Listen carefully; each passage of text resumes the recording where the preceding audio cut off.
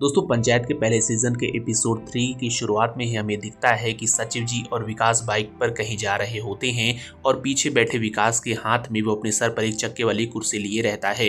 रास्ते में उन दोनों की मुलाकात होती है प्रहलाद जी, प्रधान और परमेश्वर जी से, जहां पर प्रधान जी जब सचिव जी से पूछते हैं कि चक्के वाली कुर्सी कहाँ ले जा रहे हैं तो सचिव जी बताते हैं कि प्लास्टिक वाली कुर्सी में बहुत देर बैठने में दिक्कत होती है और फिर पढ़ने लिखने में भी इश्यू होता है। इसके बाद वो सब बात को समझते हैं और कहते हैं अच्छा, लेकिन जब वो लोग जा रहे होते हैं तभी परमेश्वर जी पीछे से कहते हैं कि इस कुर्सी में तो चक्का भी लगा हुआ है, और वो प्रधान जी की तरफ देखकर कहते हैं कि प्रधान जी आपकी वाली कुर्सी में तो चक्का नहीं है। बस यहीं से शुरुआत हो जाती है इस कुर्सी के सचिव जी के हाथ से छूटने की। इसके बाद प्रधान जी शॉक होकर परमेश्वर की तरफ देखने लगते हैं और चलता है एक गहरा म्यूजिक। इसके बाद सीन आगे बढ़ता है। अगले सीन में हमें दिखता है कि विकास और सचिव जी अपने ऑफिस में होते हैं। सचिव जी अपनी नई कुर्सी को एडजस्ट कर रहे होते हैं, उसकी बटन से ऊपर नीचे कर रहे होते हैं और उनको बैठने में आराम हो कुछ ऐसी व्यवस्था कर रहे होते हैं। इसके बाद विकास सचिव जी को देखकर कहते हैं कि एकदम ऑफिस के बड़के बॉस लग रहे हैं। सचिव जी खुश हो जाते हैं और वो और ताव से बैठ करके कहते हैं कि चलो अब ऑफिस का कुछ काम कर लिया जाए।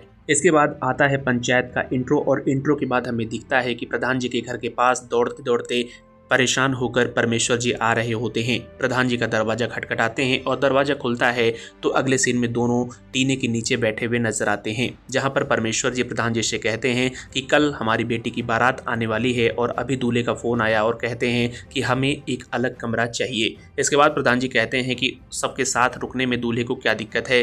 फिर परमेश्वर जी बताते हैं कि ये सिर्फ दूल्हे की जिद है। प्रधान जी फिर कुछ करके कहते हैं कि चलो मैं कुछ जुगाड़ लगाता हूँ। इसके बाद वो सीधे सचिव को फोन करते हैं और सचिव जी जब फोन उठाते हैं तो प्रधान जी सारी बातें उनको बताते हैं। कहते हैं कि एक दिन के लिए आपको एडजस्ट करना होगा, आपका कमरा दूल्हे को दिया जाएगा। लेकिन सचिव जी को ये बात बिल्कुल भी रास नहीं आती। वो साफ साफ प्रधान जी को मना कर देते हैं, कहते हैं उन्हें पढ़ने लिखने में दिक्कत होगी। इसके बाद प्रधान जी परमेश्वर जी को सारी बात बताते हैं। परमेश्वर जी भी निराश हो जाते हैं, लेकिन जाते जाते परमेश्वर प्रधान से जहर उगल ही जाते हैं और वो कहते हैं कि सचिव कब से प्रधान की बात को टालने लगे, दरअसल ये सब उस चक्के वाली कुर्सी का नतीजा है। इसके बाद प्रधान जी सब कुछ समझ जाते हैं।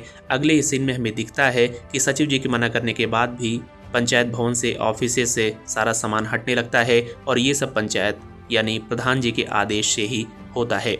विकास से सचिव जी कहते हैं कि आखिर प्रधान जी को हो क्या गया है।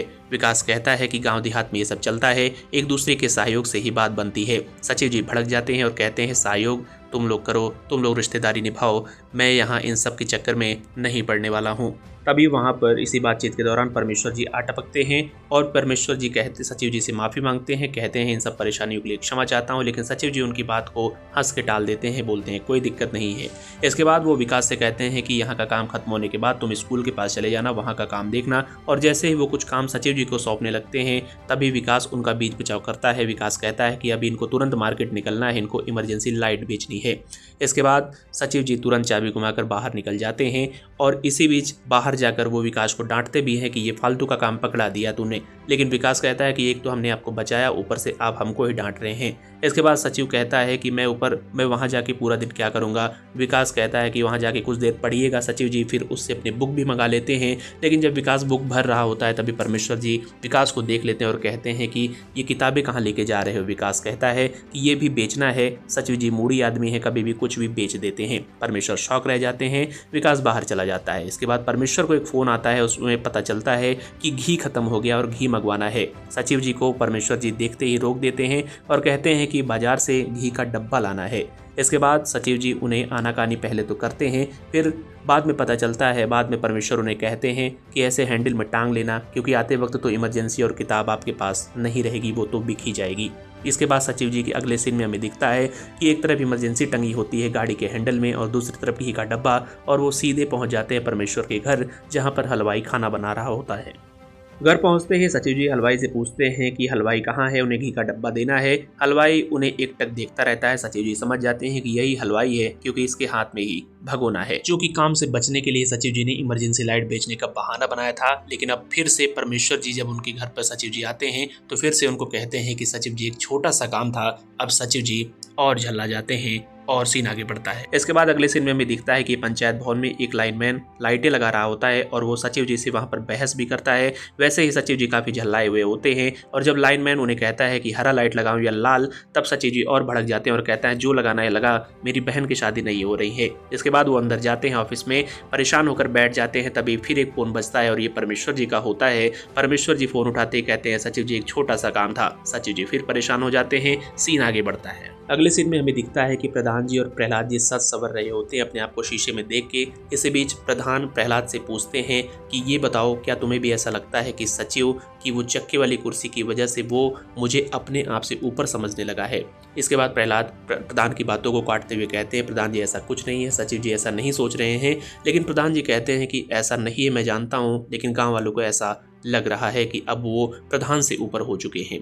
इसके बाद वो दोनों फिर सोचते हैं और कहते हैं कि अब कुछ ऐसा करना पड़ेगा कि सचिव के हाथ से वो कुर्सी चली जाए। इसके बाद प्रधान प्रहलाद का फोन बजता है और पता चलता है कि बारात आ चुकी होती है। दोनों चले जाते हैं। अगले सीन में हमें दिखता है कि पंचायत भवन में दूल्हे और उसके दोस्त बैठे हुए होते हैं। विकास उनको जूस सर्व कर रहा होता है और वे सब काफी आपस में हंसी मजाक कर रहे होते हैं कि क्या होगा, कैसे होगा। आपको बता दें कि यहाँ पर प्रहलाद, प्रधान और परमेश्वर वगैरह भी उस समय मौजूद होते हैं और जब सचिव जी नाश्ते का डिब्बा लेकर दूल्हे को देने लगते हैं तो वो लोग कहते हैं कि नाश्ता थोड़ा रुक के करेंगे। इसके बाद प्रधान जी, प्रहलाद, परमेश्वर सब चले जाते हैं और सीन आगे बढ़ता है। इसके बाद हमें अगले सीन में दिखता है कि सचिव जी अपने ऑफिस में किसी से फोन पे बात कर रहे होते हैं। दूल्हा का एक दोस्त जाता है और कहता है कि नाश्ता लगवाइए। सचिव जी उसकी बात को टालते हैं, कहते हैं रुको थोड़ी देर में आ रहा हूँ। दूल्हे का दोस्त भड़क जाता है, जाके दूल्हे को ये बात बताता है। दूल्हा भी कहता है आने दो, देखते हैं। इसके बाद कुछ देर बाद सचिव जी मिठाइयों का बॉक्स लेकर उन सबके सामने पहुंचते हैं। क्योंकि दूल्हा पहले से ही काफी सचिव जी पर भड़का होता है, वो मना कर देता है मिठाइयों का बॉक्स लेने से और कहता है कि कुर्सियां बाहर लगवाइए, हम बाहर बैठकर ही नाश्ता करेंगे। कुर्सियां बाहर लगवाई जाती हैं। यहाँ पर दूल्हे और उनके दोस्तों को काफ़ी बैठने में दिक्कत परेशानी हो रही होती है क्योंकि काफ़ी लेट भी हो चुका होता है और सचिव जी अब मिठाई का डिब्बा लेकर आते हैं। जब दूल्हा वो मिठाई का बॉक्स खोलता है तो उसमें 5 मिठाई होती है। वो और भड़क जाता है, कहता है जनवासे में जो मिठाई का डिब्बा बट रहा है वहाँ पर 7 मिठाइयाँ हैं, उसमें सिर्फ 5। सचिव जी फ़ोन लगाता है परमेश्वर को तो पता चलता है कि गलत डिब्बा चला गया है। इसके बाद सचिव जी फ़ोन करके परमेश्वर को दूसरी मिठाई का डिब्बा, 7 मिठाई वाला डिब्बा मंगवाते हैं और इस बीच जो है दूल्हे और उनके दोस्तों में ये पता चलता है कि सचिव जी के पास अंदर चक्के वाली कुर्सी है, तो दूल्हे को वही कुर्सी क्यों नहीं दी गई। दूल्हा कुर्सी मंगाता है, सचिव जी कुर्सी लाते हैं और दूल्हे को जब बैठने में फिर से काफ़ी दिक्कत होती है उस कुर्सी में क्योंकि प्लास्टिक भी लगी होती है, तो दूल्हा सचिव जी से बिना पूछे उस कुर्सी की पन्नी फाड़ने लगता है। सचिव जी भड़क जाते हैं, कहते हैं पन्नी फाड़ना है तो दहेज वाले सामान की पन्नी फाड़ना, इस कुर्सी की नहीं, ये पंचायत की कुर्सी है। अब सचिव जी काफ़ी भड़क जाते हैं, वो दूल्हे के पास आते हैं, कुर्सी उठाते हैं और जाने लगते हैं और दूल्हे को कहते हैं एसहोल। इसके बाद दूल्हा रोने लगता है क्योंकि जब उनके दोस्त उस एसहोल की मीनिंग नेट पर पता करते हैं तो पता चलता है कि एसहोल का मतलब होता है पीछे का छेद। अब इसके बाद दूल्हा रोने लगता है और कहता है पापा को बुलाओ।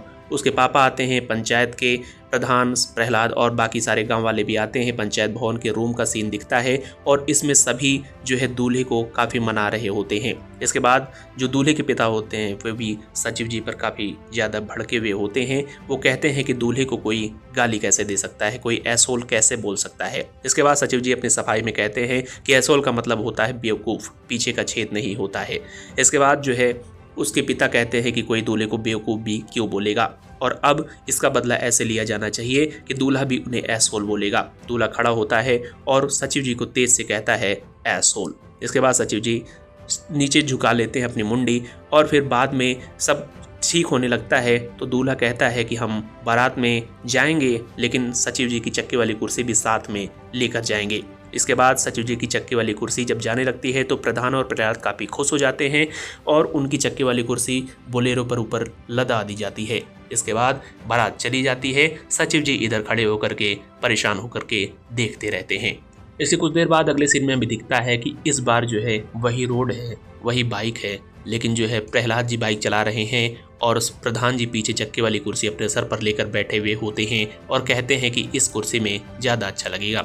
इसके बाद रास्ते में ही उन्हें विकास और सचिव जी खड़े हुए दिखते हैं, लेकिन वो लोग उनको नहीं देखते, लेकिन विकास और सचिव जी उनकी चक्के वाली कुर्सी को देख लेते हैं। विकास कहता है सचिव जी ये तो सेम आपकी जैसी ही कुर्सी है जो ये लोग लेके जा रहे हैं। सचिव जी कुछ नहीं बोलते और वे विकास को इग्नोर करके कहते हैं छोड़ो हटाओ। इसके बाद ये एपिसोड यहीं पर खत्म होता है। दोस्तों वीडियो को लाइक करने, फिर मिलेंगे अगले एपिसोड में। नमस्कार।